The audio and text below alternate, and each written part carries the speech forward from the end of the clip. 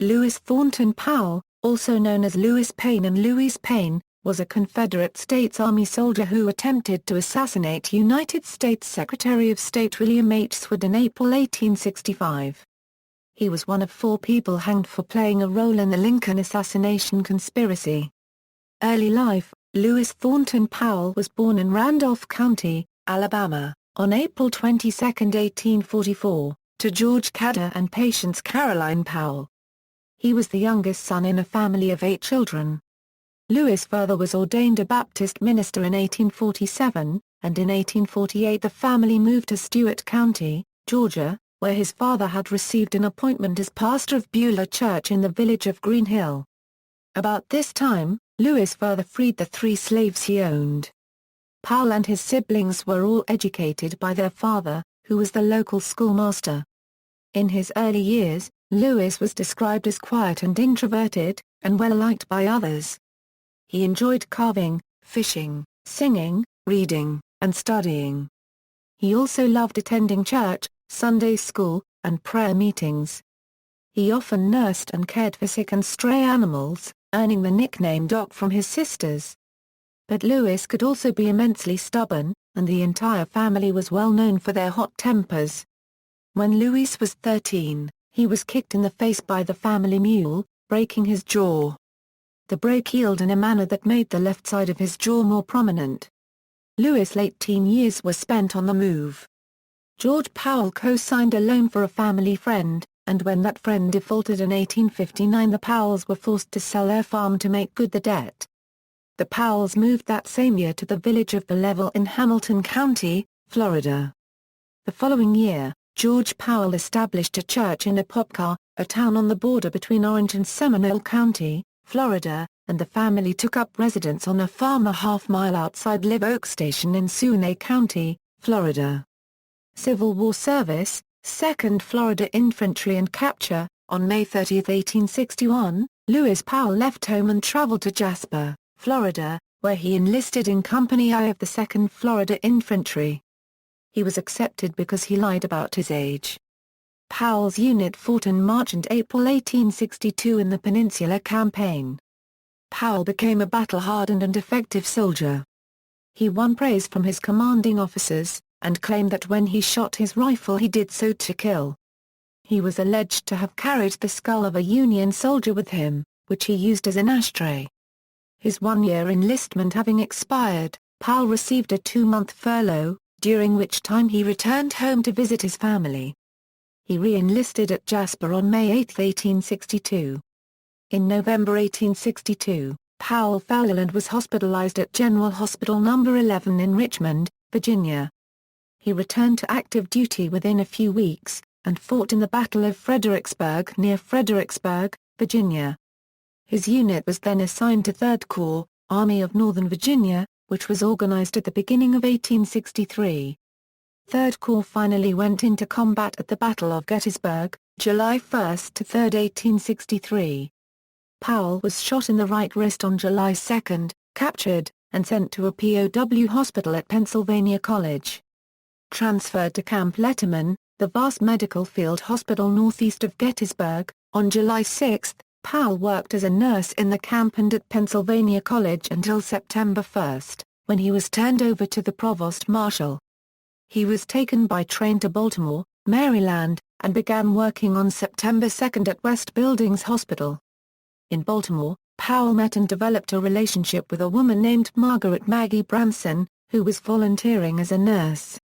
It is believed that Branson assisted Lewis in escaping from the hospital on September 7. Escape and Mosby's Rangers. Margaret Branson took Powell to her mother's boarding house at 16 North Eutaw Street in Baltimore. Many, perhaps most, Marylanders were Confederate sympathizers, and the Bransons were fervent believers in the Southern cause. The Branson boarding house was a well-known Confederate safe house and frequent rendezvous point for members of the Confederate Secret Service. Powell may have spent up to 2 weeks at the Branson house before heading south. While still in Maryland, he learned the location of Harry Gilmer and his Gilmer's Raiders, and spent a few days with them. He crossed into Virginia, and on September 30 he ended up at the home of John Scott Payne, a prominent doctor and Confederate sympathizer who lived at Granville Tract, a plantation about 4 miles from Warrenton. By now, Powell was wearing a ragged Confederate uniform, and Payne welcomed him into the home for a meal and a night stay. They discussed the exploits of Colonel John S. Mosby's 43rd Battalion Virginia Cavalry, a very large detached unit of partisans based in Warrenton. Powell joined Mosby the following day. For more than a year, Powell served under Mosby. Mosby considered Powell to be one of his most effective soldiers, and Powell earned the nickname Louis the Terrible for his ferocity and murderousness in combat. He lived as a civilian with the Paynes, putting on his uniform and participating in military activities only when conducting a partisan raid. Powell participated in a number of actions, including the wagon raids of October and November 1863. The Battle of Loudoun Heights on January 10, 1864. The Battle of Second Drainesville on February 20 to 21, 1864. The action at Mount Zion Church on July 3 and 6, 1864. The Berryville Wagon Raid on August 13, 1864. The raid on Merritt's Cavalry Division in September 1864. The Manassas Gap Railroad Raid on October 30, 7, 1864. The Greenback Raid on October 14, 1864. The Valley Pike Raid on October 25, 1864. And the Rout of Blazes Command on November 17, 1864. This last raid proved to be a turning point for Powell. Union Army Lieutenant Richard R. Dick Blazer was a noted Indian fighter who'd been sent to destroy Mosby's Rangers. Instead, Blazer's unit was routed and Blazer captured. Powell and 3 others were given the privilege of taking Blazer to prison in Richmond, Virginia, in late November. Powell's visit to Richmond changed him. He returned to Warrenton morose and introspective. Historian Michael W. Kaufman argues that Powell saw a Baltimore acquaintance in Richmond, and that turned his thoughts back to the time he'd spent in September 1863 romancing Margaret Branson and her sister, Mary, at the Branson boarding house. Powell biographer Betty Ounceby, however, argues that his Richmond trip made him aware that the Confederate cause was lost, and his depression was caused by his desire to get out of the fighting. Several other historians claim that the Confederate Secret Service had already recruited him into its ranks during the previous year, and that Powell's moodiness came from moral misgivings he had as he contemplated being sent north to assist with various kidnap plots against Abraham Lincoln. Involvement in conspiracy, recruitment. Whatever the reason, Powell deserted on January 1, 1865. He made his way to Richmond, where he sold his horse and purchased a ticket on a train headed for Alexandria, Virginia. On January 13, he entered the Union Army's lines at Alexandria, claimed to be a civilian refugee, and under the name Louis Payne took an oath of allegiance to the United States. On January 14, Powell arrived in Baltimore and checked into Miller's Hotel. He made contact with the Bransons, and soon took up residence in their boarding house again. He used the name Louis Payne, and the Bransons introduced him to David Preston Parr, a merchant whose china shop was used for meetings, as a mail drop, and as a safe house for Confederate agents and spies. Over the next few weeks, Powell met frequently with Parr, a Confederate Secret Service agent. The same day that Powell arrived in Baltimore, John Surratt and Louis J. Weichman purchased a boat at Port Tobacco in Charles County, Maryland. Surratt, and to a much lesser degree Weichman, were members of a group led by John Wilkes Booth which planned to kidnap President Abraham Lincoln and spirit him into Virginia, where he could be turned over to Confederate military authorities. The boat was needed to ferry Lincoln across the Potomac River. The 2 men then traveled to Baltimore on January 21. In testimony for the prosecution in June 1865, Weichman said that Surratt had $300 which he needed to give to a man in Baltimore. Although Surratt never revealed the man's name, the prosecution at Powell's 1865 trial attempted to show that this man was Louis Powell. Historian Edward Steers, Jr. agrees that it is likely that Surratt met Powell at this time, while historians David Griffin Chandler and Elizabeth Trindle present their meeting at Parr's China Hall store as fact. In either late January or early February 1865, Powell encountered John Wilkes Booth outside Barnum's Hotel in Baltimore. Booth treated Powell to lunch at the hotel, and recruited him into the plot to kidnap Lincoln. Powell became a fervent believer in Booth, and Booth came to trust Powell implicitly. Although several others had been part of the conspiracy for some time, Powell swiftly became the second most important person in the plot. Booth made arrangements for Powell to stay at Herndon House boarding house under the name Reverend Lewis Payne, whenever he traveled to Washington, D.C. During this time, Powell used a variety of aliases in addition to Lewis Payne, including use of the last names Hall, Kinsler, Mosby, Payne, and Wood. Kidnap conspiracy at Surratt's boarding house. One evening in early February, Powell appeared at Mary Surratt's boarding house 604 H Street in Washington, D.C. Mary was John's mother, and she had taken up residence in the boarding house in the fall of 1864 after renting out her tavern in Surrattsville, Maryland, to former D.C. police officer John M. Lloyd.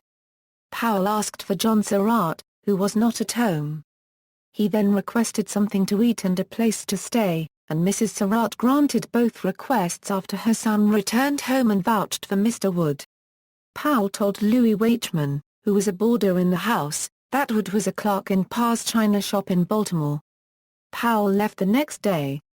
Powell's role in the plot almost came to an end when, on March 12, 1865, he beat a black maid at the Branson boarding house.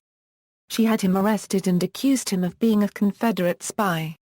It was a serious charge. Maryland was under martial law, and the Union Army's provost marshal had supervision over such cases.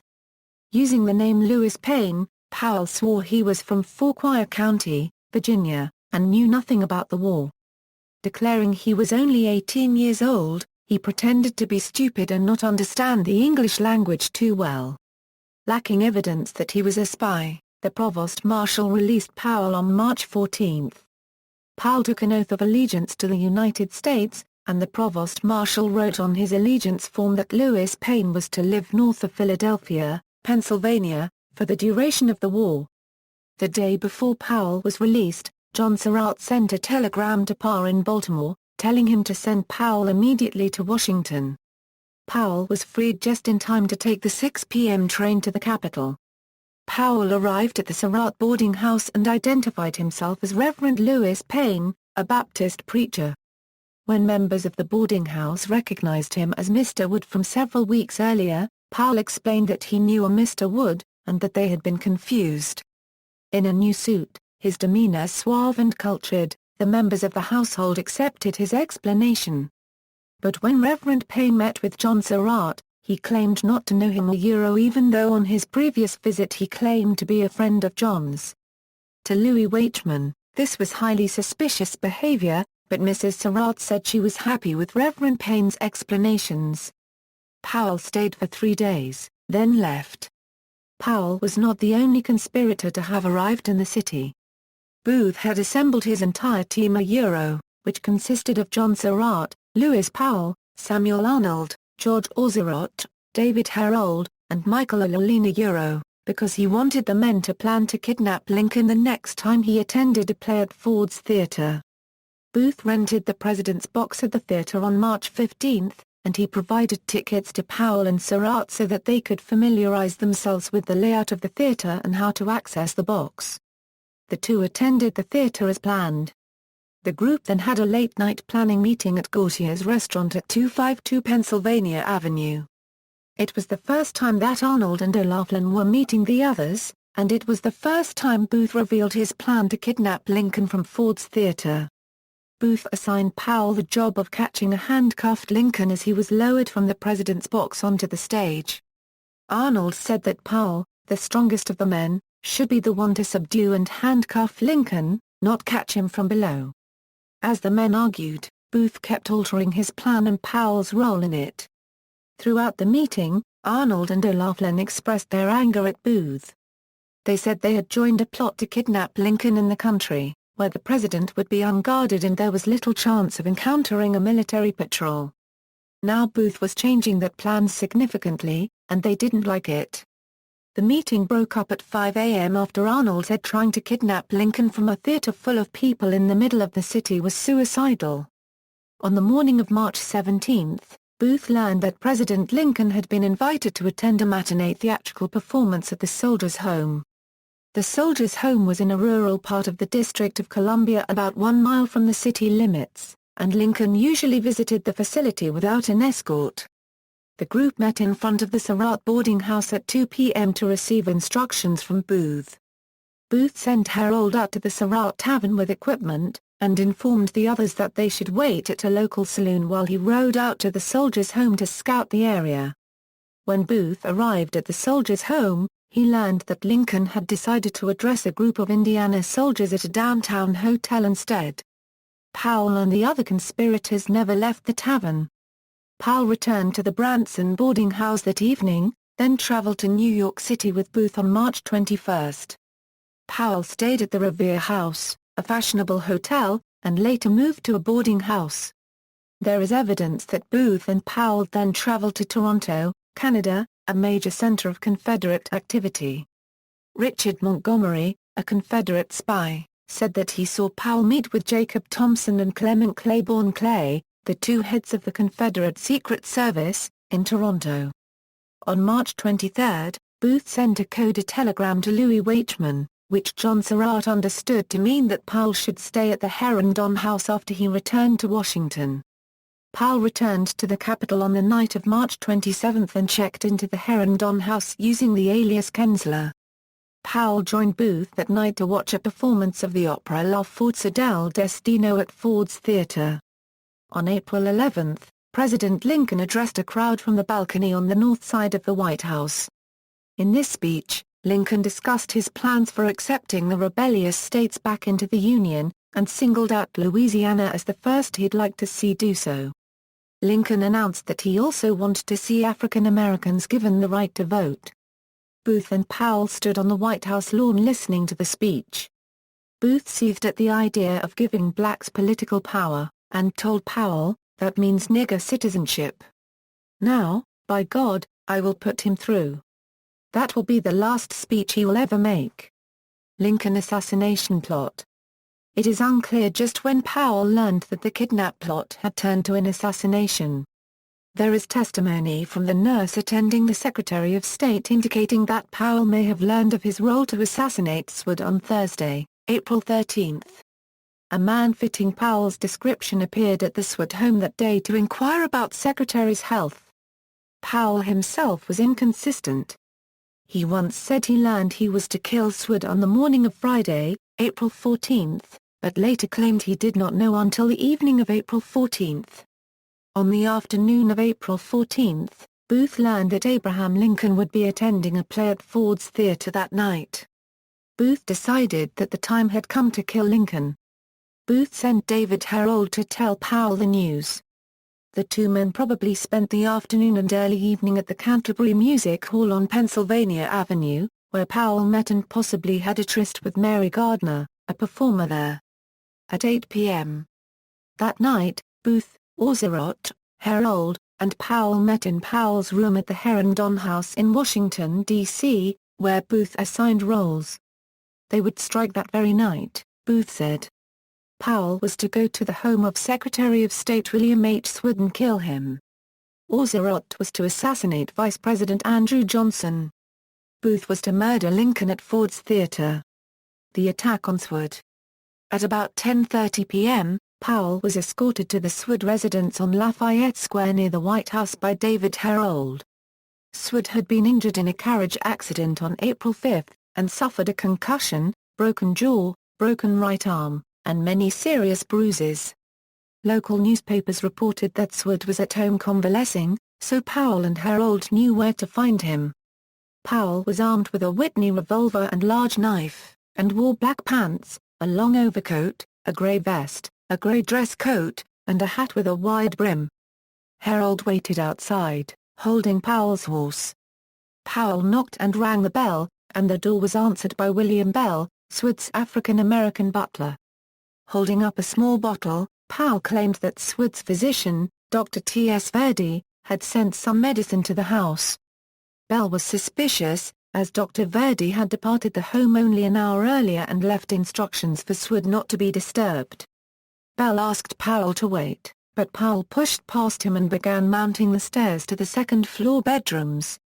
Seward's son, Frederick, appeared at the top of the steps in his night clothes. As Powell reached the second floor, Frederick ordered Powell to stop. Seward's daughter, Fanny, stuck her head out of her father's bedroom door and warned the men that Seward was sleeping. She then returned to the bedroom. Powell said he was delivering medicine, and Frederick asked for the bottle. Powell gave it to him, then pulled out his revolver and pulled the trigger with the barrel of the gun against Frederick's chest. The revolver misfired, and Powell pistol-whipped Frederick over and over. Bell fled the house screaming "Murder! Murder!" and raced to the office of General Christopher C. Auger next door for help. Terrified, Herold tied Powell's horse to a tree and fled on his own steed. Powell now drew out his knife and burst through Seward's bedroom door. Inside was Seward's Army nurse, Sergeant George F. Robinson, and Fanny Seward. Powell slashed Robinson on the forearm, and the soldier fell. Powell punched Fanny in the face, and leapt onto the bed. He savagely began knifing Seward in the head and throat. Seward, however, was wearing a metal and canvas splint on his jaw, which deflected most of Powell's blows. However, Powell managed to cut through Seward's right cheek and along his right throat, causing a large amount of blood flow. Believing Seward to be dead, Powell hesitated. Just then, Seward's other son, Augustus, burst into the room. Powell stabbed him several times. Augustus dragged Powell onto the floor. Robinson and Augustus Seward wrestled with the strong, uninjured Powell. Powell stabbed Robinson in the chest and shoulder, and slashed a portion of Augustus' scalp from his head. Powell shouted, "I'm mad! I'm mad!" and fled the room. Powell was confronted by State Department messenger Emmerich Bud Hansel in the hallway. Hansel had just arrived at the house moments earlier and found the front door ajar. As Hansel turned to flee, Powell stabbed him in the back. Powell ran out of the house, and threw his knife in the gutter of the street. Flight and capture. Powell now realized that Herold had abandoned him. Unfortunately, Powell had almost no knowledge of the streets of Washington, D.C., and without Herold he had no way of locating the streets he was to use for his escape route. He mounted his horse, and began riding at a relatively slow pace north on 15th Street. Powell's exact movements from the time he was seen cantering up 15th Street until the time he appeared at the Surratt boarding house 3 days later are not clear.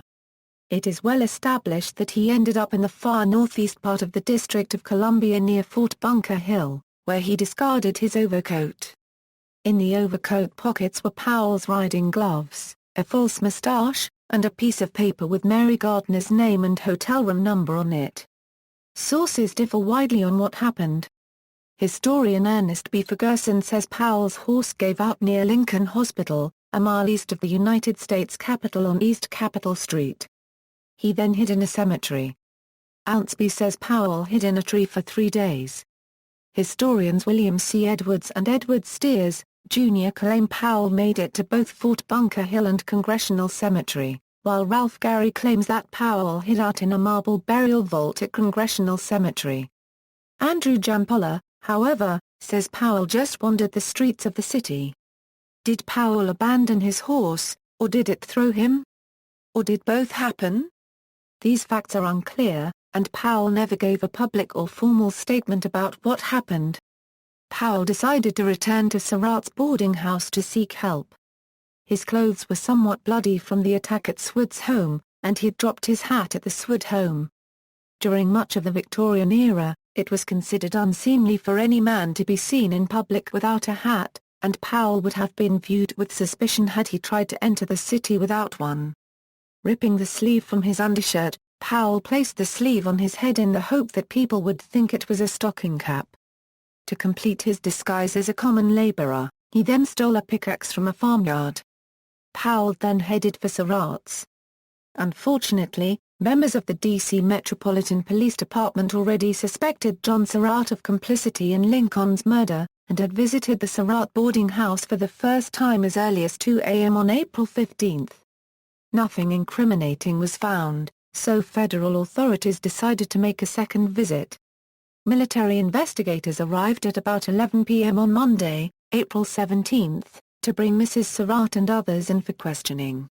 As they were about to depart at 11:45 p.m., Powell showed up on the doorstep.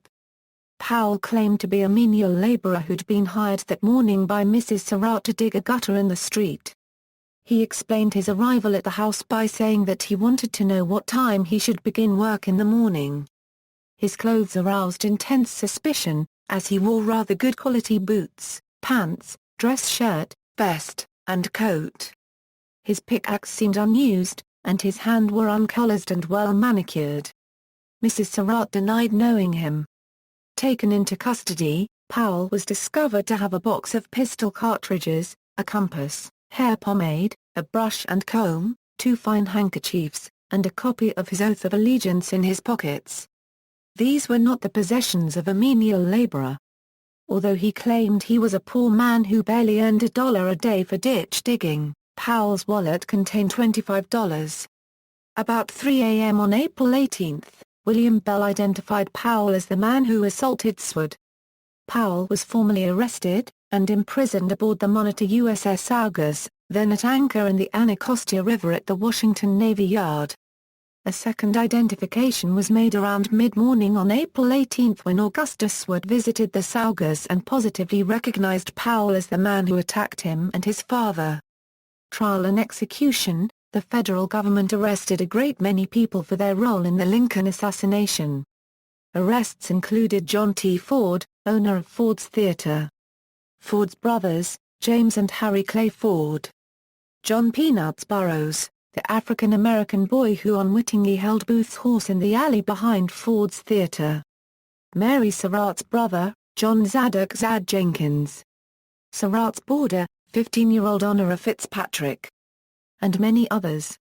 Some, like Judson Jubbo, had merely seen one of the key conspirators walk by.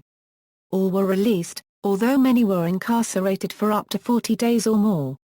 The most important prisoners were kept aboard monitors, to prevent escape as well as any effort to free them. Along with Powell on the Saugus were Michael O'Laughlin, Samuel Arnold, Edmund Spangler, and George Ozerott's cousin, Hartman Richter. Aboard the USS Montauk were David Herold, George Ozerott, and the body of John Wilkes Booth. Dr. Samuel Mudd and Mary Surratt were held at the Old Capitol Prison. Confinement. Reporters were denied access to the prisoners, but not so photographer Alexander Gardner. On April 27, Gardner began taking photographs of those who were caught up in the government's dragnet. One by one, each prisoner was brought on deck and photographed in a few positions.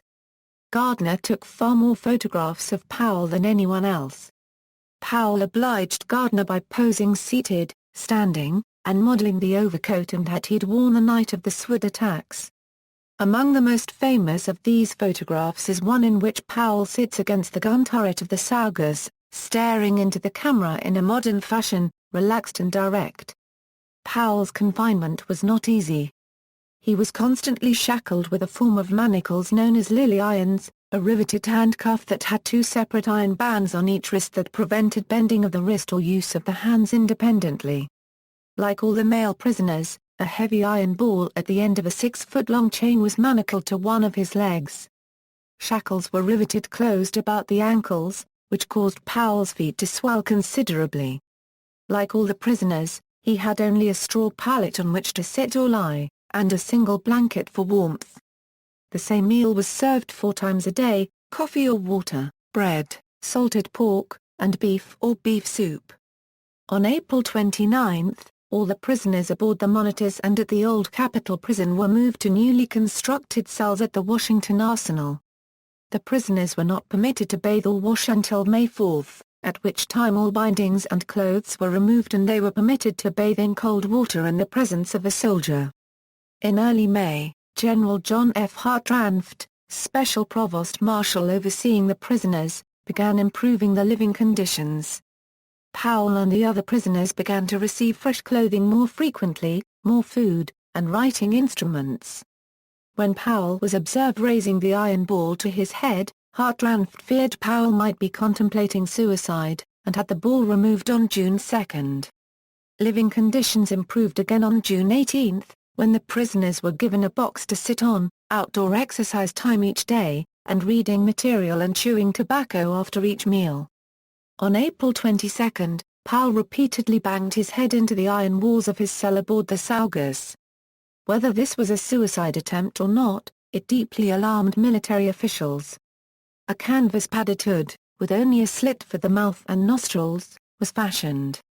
Powell and all the other prisoners aboard the monitors were forced to wear them 24 hours a day, 7 days a week, to prevent any further suicide attempts.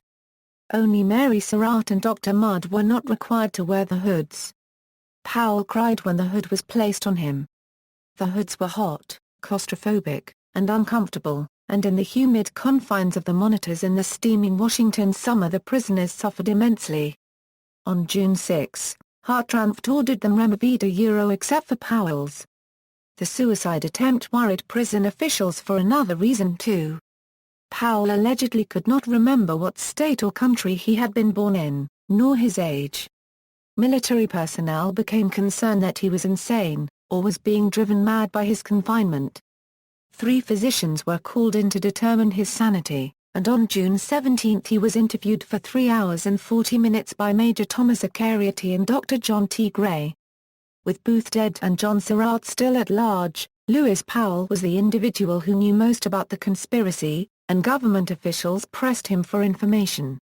Major Thomas T. Eckert spent hours with Powell over the weeks until his execution, trying to get him to talk. During this time, Powell told many stories, some true, and some obviously not, about his war experiences and various plots to kill Lincoln or commit other crimes. Trial. The trial of the alleged conspirators began on May 9. A military tribunal, rather than a civilian court, was chosen as the prosecutorial venue because government officials thought that its more lenient rules of evidence would enable the court to get to the bottom of what was then perceived by the public as a vast conspiracy. A military tribunal also avoided the possibility of jury nullification, for federal officials worried that a jury drawn from the pro-Southern populace of the District of Columbia might free the prisoners. All 8 alleged conspirators were tried simultaneously. The trial was overseen by a trio of judges, led by Judge Advocate General Brigadier General Joseph Holt. He was assisted by Assistant Judge Advocate General Colonel Henry Lawrence Burnett, and Judge Advocate Major John Bingham. These 3, plus 6 other judges, sat in judgment over the accused. Conviction required a simple majority of judges, while imposition of the death sentence required a 2/3 majority. The only appeal was directly to the President of the United States. A room on the northeast corner of the 3rd floor of the arsenal was made into a courtroom, and the prisoners were brought into the room through a side door, which prevented them from passing by or being harassed by spectators. All the prisoners sat together on long benches, except for Surratt, who sat apart in a chair. An armed guard sat on either side of each prisoner during the trial, and each prisoner wore their wrist and ankle manacles in the courtroom. Next to Mrs. Surratt, Powell received the most attention from the press during the trial. Powell did not have legal representation until the 3rd day of the trial. He initially attempted to hire James Mason Campbell, the son-in-law of Supreme Court Chief Justice Roger B. Taney. Campbell declined to take the case. On the trial's 2nd day, Assistant Judge Advocate General Burnett asked Colonel William E. Duster to assume Powell's defense. Duster was a Yale and Harvard graduate and a former provost marshal for the District of Columbia. John Ozerotte had hired Duster to represent his brother, George Ozerotte, during the trial. Although reluctant, having his hands full with one client, Duster agreed to assume Powell's defense as well. Duster's task was not an easy one. The evidence against Powell was overwhelming, and for weeks Powell refused to speak to Duster. The prosecution opened its case against Powell on May 13. Louis Weichman tied Powell strongly to the Booth-led conspiracies against Lincoln. Slowly, the public realized that Louis Payne, the name used to formally charge the individual with conspiracy, attempted murder, and murderer was really someone named Lewis Powell. Court testimony turned to other issues for a week before the prosecution's case against Powell resumed. Seward butler William Bell, Augustus Seward, and Sergeant George F. Robinson testified about the attack on the Secretary of State and identified Powell as the assailant. The Herondon House landlady testified that Powell rented a room from her, while two police officers discussed Powell's arrest. A long list of other witnesses testified about minor pieces of evidence. Bell's testimony proved to be a turning point. Powell was freed from his restraints, obliged to put on his hat and overcoat, and place his hands on Bell as if to shove him aside. Bell's reaction provoked much laughter in the courtroom, even from Powell. But Powell was rattled by the testimony, and finally agreed to speak with Duster about himself and his case. Powell expressed remorse for hurting Frederick Seward. But most of his discussion was disjointed and rambling, and he still could not remember his age or place of birth. Duster became convinced that Powell was half-witted. Although Powell revealed his real name, the name of his father, and where his parents lived, Powell's many fabrications left Duster too distrustful of these facts to act on them. The defense opened its case on June 21. Duster's defense of Powell was essentially a plea for his life. The weight of evidence against Powell was so overwhelming that Duster never attempted to disprove his guilt. Rather, Duster characterized Powell's actions as those of a soldier who aimed at the head of a department instead of a corps. On June 2, Duster suggested to the court that Powell was insane. Dr. Charles Nichols, superintendent of the government hospital for the insane, testified as to his belief that Powell was insane, as did the two guards who watched over Powell. But despite additional examinations by a number of physicians, none of them found Powell insane. Many claimed he was stupid or slow-witted, but none found him mad. Duster made one last bid to save Powell's life. He argued that Powell had not killed Lincoln, nor had he killed Seward, and thus his life should be spared.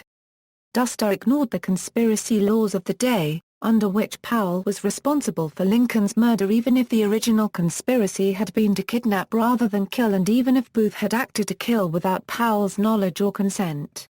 Execution Eve, the 9 judges of the military tribunal began considering the guilt and sentencing of the co-conspirators on June 29. About an hour was spent considering each defendant's guilt. On June 30, the tribunal began voting on the charges facing each individual. They disposed of the Herald and Ozerotte cases before considering Powell's guilt. He was found guilty of all charges, except the 2 counts of conspiracy with Edmund Spangler. The tribunal sentenced Powell to death. President Johnson affirmed the verdicts and sentences on July 5. On July 6, the verdicts were made public. General Winfield Scott Hancock and General Hartranft began informing the prisoners of their sentences at noon the same day. Powell was the first to be told that he was found guilty and sentenced to die, and he accepted his fate stoically. Powell asked to see 2 ministers, Reverend Augustus P. Stryker, an Episcopalian minister at St. Barnabas Church in Baltimore and a Confederate sympathizer, and the Reverend Dr. Abram Dunn Gillette, a loyal Unionist and pastor at the First Baptist Church in Washington, D.C. Gillette arrived shortly after Powell made his request. Powell spent several hours with Gillette, whom he had seen preach in Baltimore in February 1865. Powell told Gillette about his background, how he came to be involved in the conspiracy, and how much he regretted his actions. Powell wept profusely during portions of their interview, and blamed Confederate leaders for his predicament.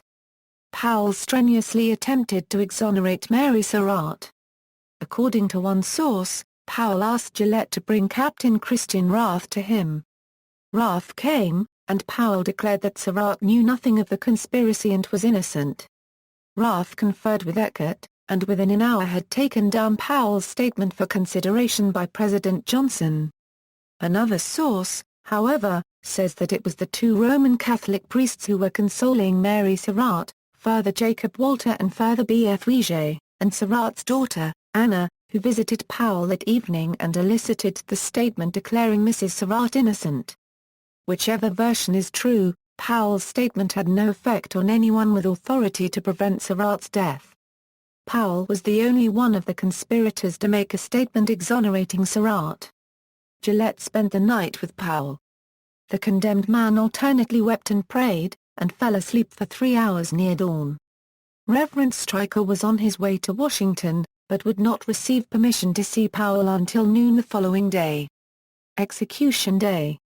Construction of the gallows near the northeast corner of the Arsenal courtyard began immediately on July 5 after the execution order was signed.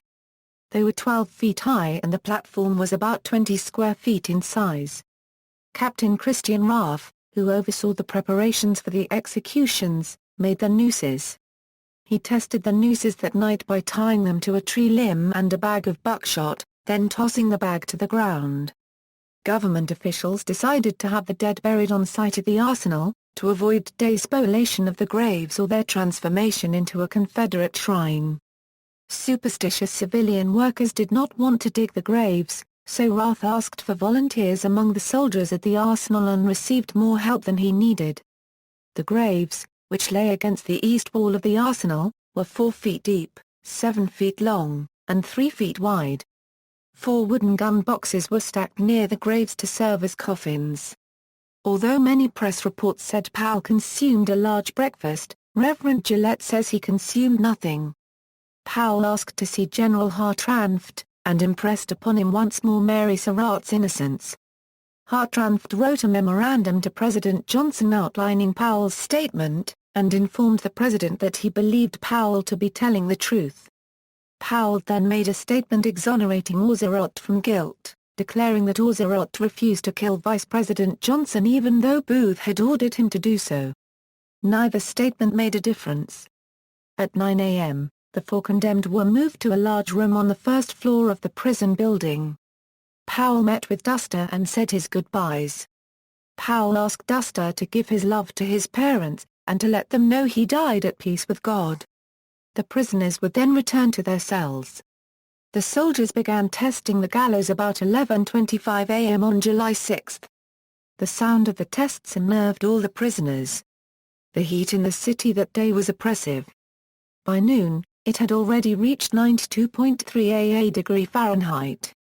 The guards ordered all visitors to leave at 12:30 p.m., and Powell handed his death warrant to Gillette for safekeeping. Gillette placed a straw hat on Powell's head to protect him from the sun. At 1:15 p.m., a procession led by General Hartranft escorted the 4 condemned prisoners through the courtyard and up the steps to the gallows. Powell was the last in line, accompanied by Reverend Gillette and Reverend Stryker. Once atop the gallows, each prisoner's ankles and wrists were bound by manacles. More than 1,000 €, including government officials, members of the U.S. Armed Forces, friends and family of the accused, official witnesses, and reporters watched from the arsenal courtyard and the tops of the arsenal walls. General Hancock limited attendance to those who had a ticket, and only those who had a good reason to be present received one. Alexander Gardner, who had photographed Powell and the others 2 months before, photographed the execution for the government. The ceremony began as Hartranft read the execution order. The condemned were seated in chairs, with Surratt seated to the right of the others. While General Hartranft read the findings of the court, a momentary breeze blew Powell's hat off. Gillette retrieved it for him. Powell said, "Thank you, Doctor, I shall not need it much longer." White cloth was used to bind the prisoners' arms to their sides, and to tie their ankles and thighs together. Each person was ministered to by a member of the clergy. Gillette stepped forward and on Powell's behalf publicly thanked the prison officials for their kindness. He then uttered a prayer for Powell's soul, and Powell's eyes filled with tears. From the scaffold, Powell said, "Mrs. Surratt is innocent. She doesn't deserve to die with the rest of us." About 16 minutes elapsed from the time the prisoners entered the courtyard until they were ready for execution. A white bag was placed over the head of each prisoner after the noose was put in place. Finally, the prisoners were asked to stand and move forward a few feet to the nooses. Powell was the first to have a noose placed around his neck. He asked that it be snug under the chin. Captain Raff, who placed the noose on him, said, "I want you die quick, Payne." Powell replied calmly, "You know best, Captain." The chairs were then removed. Powell's last words, uttered quietly to Captain Rath through his hood, were, "I thank you, goodbye." Powell and the others stood on the drop for about 10 seconds, and then Rath clapped his hands. 4 soldiers of Company F of the 14th Veteran Reserves knocked out the supports holding the drops in place, and the condemned fell. Surratt's death appeared to be the easiest. Her body snapped tight at the end of the rope, and swung back and forth without any additional movement. Surratt's stomach heaved once and his legs quivered, and then he was still. Herold and Powell struggled for nearly 5 minutes, strangling to death. Powell's body swung about wildly, and once he brought his legs up so that he was almost in a sitting position. Burial: each body was inspected by a physician to ensure that death had occurred. The bodies were allowed to hang for about 30 minutes, and began to be cut down at 1:53 p.m. A corporal raced to the top of the gallows and cut down Surratt's body, which fell to the ground with a thud. He was reprimanded, and the other bodies cut down more gently. Herold's body was next, followed by Powell's. Surratt's body was cut down at 1:58 p.m. Upon examination, the military surgeons determined that no one's neck had been broken by the fall. The manacles and cloth bindings were removed, and the bodies were placed into the gun box coffins. The name of each person was written on a piece of paper by Acting Assistant Adjutant R.A. Watts, and inserted into a glass vial. Powell and the other executed co-conspirators were buried against the east wall of the prison yard at the Washington Arsenal, just a few feet from the gallows where they were hanged. A white picket fence marked the burial site.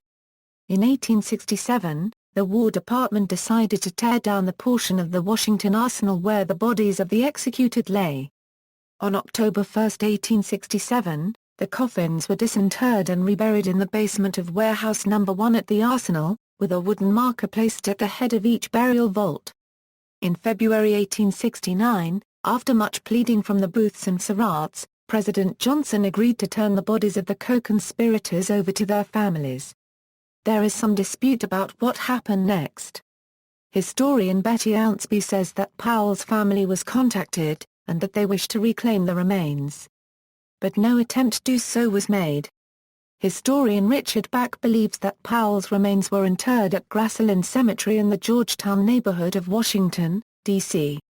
When Grassland Cemetery closed and was sold for housing lots, Powell's remains were disinterred and reburied at Holmead's Burying Ground.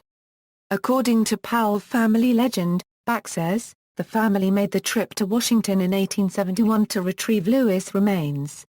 The family discovered that the skull was missing, but reclaimed the rest of their son's body. On the way back to Florida, George Powell fell ill with pneumonia in North Carolina. Lewis Powell's remains were temporarily interred on a nearby farm, and remained there for 8 years. In 1879, the remains were retrieved and a headless corpse was buried at Geneva Cemetery in Geneva, Florida. Betty Ounceby relates this story as well, but says it is nothing more than a fanciful story. She argues that the events could not have occurred as related by family members, for the city of Washington, D.C., would have issued a disinterment order as well as issued a receipt for the body, neither of which occurred. There are also other reasons to believe the family legend is inaccurate. Grassland Cemetery did not open until 1872, but Powell was reburied before that. Grassland closed in 1894, a date which does not fit with the date of the Holmead's burial as related by Back or Ounceby. Other documents describe an alternative series of events. According to this version, Powell's family declined to retrieve the body, at which point Powell was buried at Holmead's Burying Ground in either June 1869 or February 1870. A. H. Jawler of Jawler's Funeral Home handled the reburial. The burial site was unmarked, and only Jawler and a few Army personnel knew where Powell was interred at Holmead's. Holmead's closed in 1874, and for the next decade bodies were disinterred and reburied elsewhere. Family members and friends reclaimed about 1,000 bodies. The remains of 4,200 Caucasians were removed to Rock Creek Cemetery, while several hundred African American remains were reinterred at Graceland Cemetery.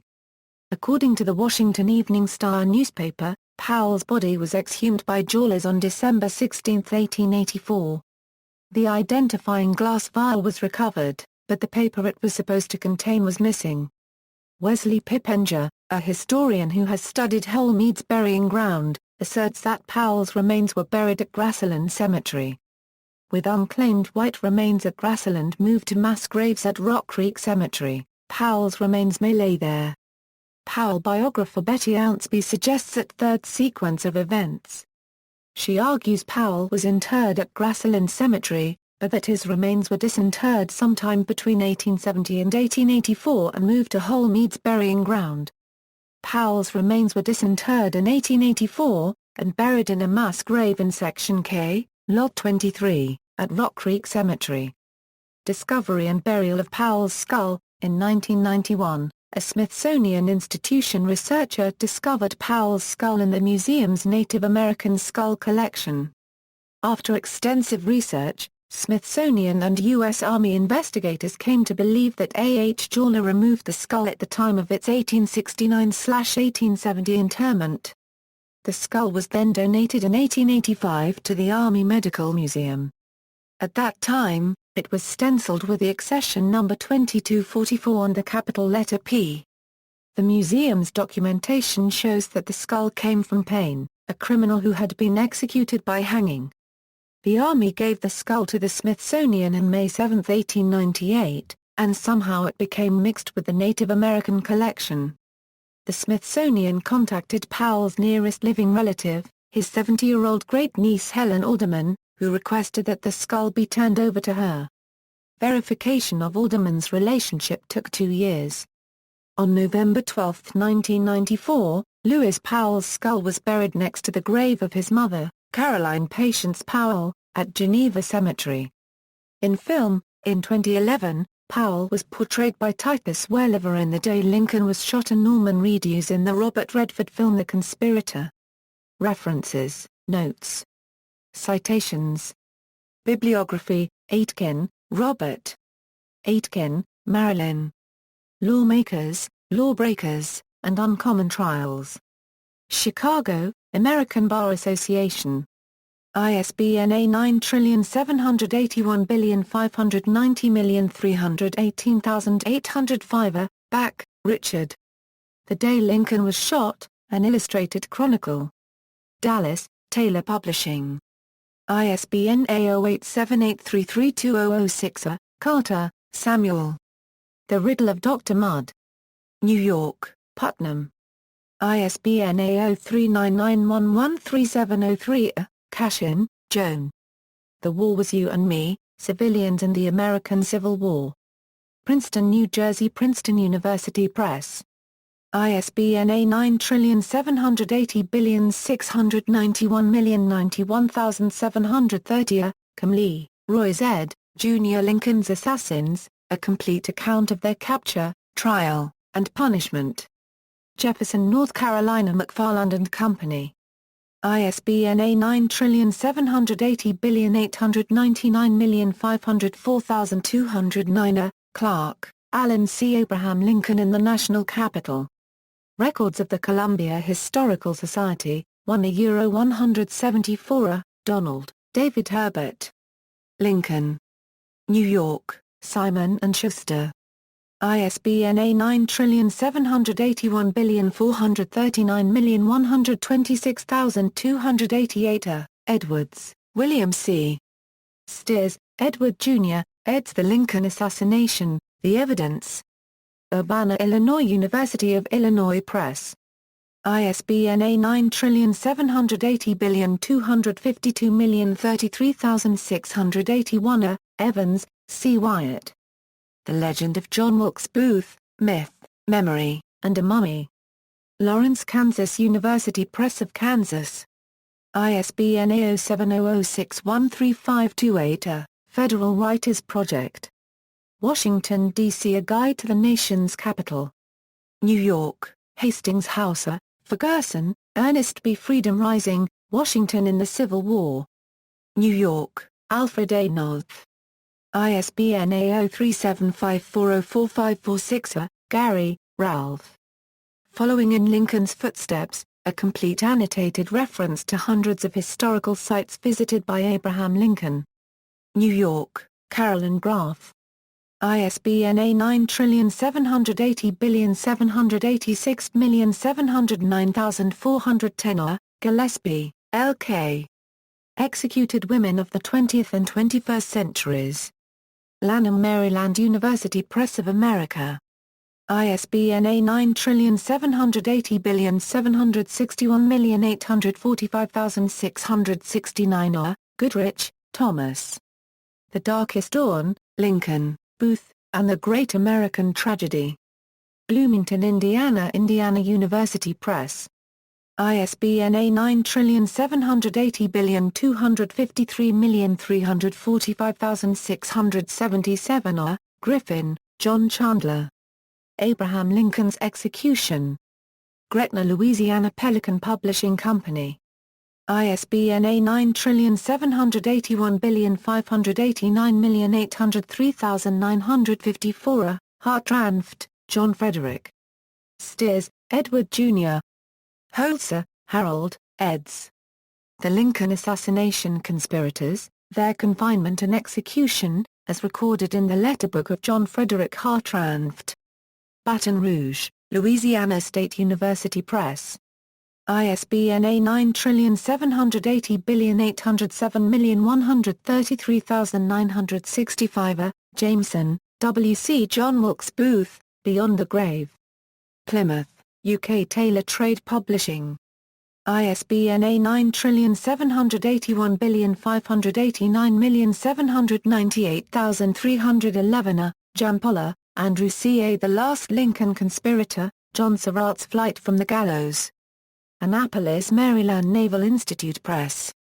ISBN A9781591144076. Jordan, David M. Winfield Scott Hancock, A Soldier's Life.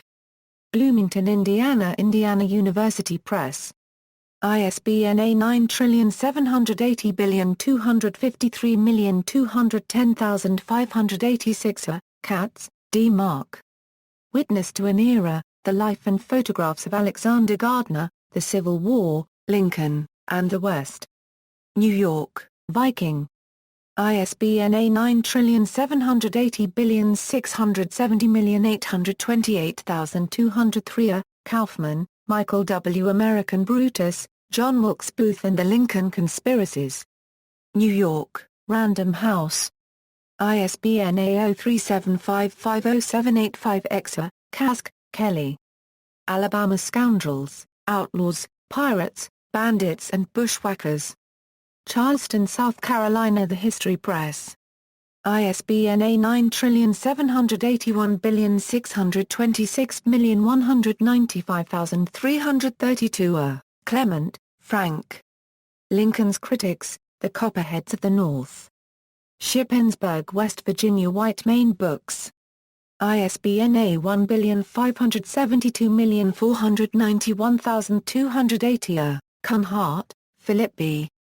Cunhart, Peter W. Looking for Lincoln, The Making of an American Icon. New York, Alfred A. North. ISBN A9780307267139. Larson, Kate Clifford. The Assassin's Accomplice, Mary Surratt and the Plot to Kill Abraham Lincoln. New York, Basic Books. ISBN A9780465038152. Latimer, Christopher P. Civil Liberties and the State, A Documentary and Reference Guide. Santa Barbara, California. Greenwood. ISBN A9780313379345. Leonard, Elizabeth D. Lincoln's Avengers, Justice, Revenge, and Reunion After the Civil War.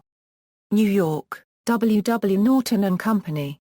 ISBN A0393048683. Lewis, Lloyd. The Assassination of Lincoln, History and Myth. Lincoln, Nebraska. University of Nebraska Press. ISBN 08032799493. Miller, Edward A. Lincoln's Abolitionist General, The Biography of David Hunter, Columbia, South Carolina, University of South Carolina Press. ISBN A1570031110-X. Oldroyd, Osborne H. The Assassination of Abraham Lincoln, Flight, Pursuit, Capture, and Punishment of the Conspirators.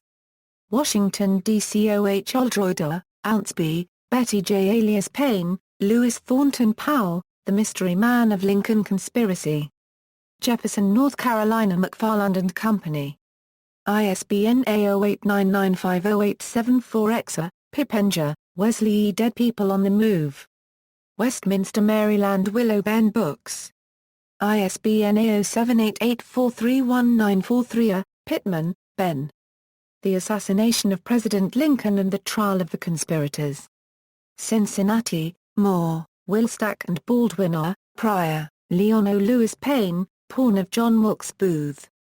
Florida Historical Quarterly, 1-20. Richardson, Stephen J. The Burial Grounds of Black Washington, 1880-1919.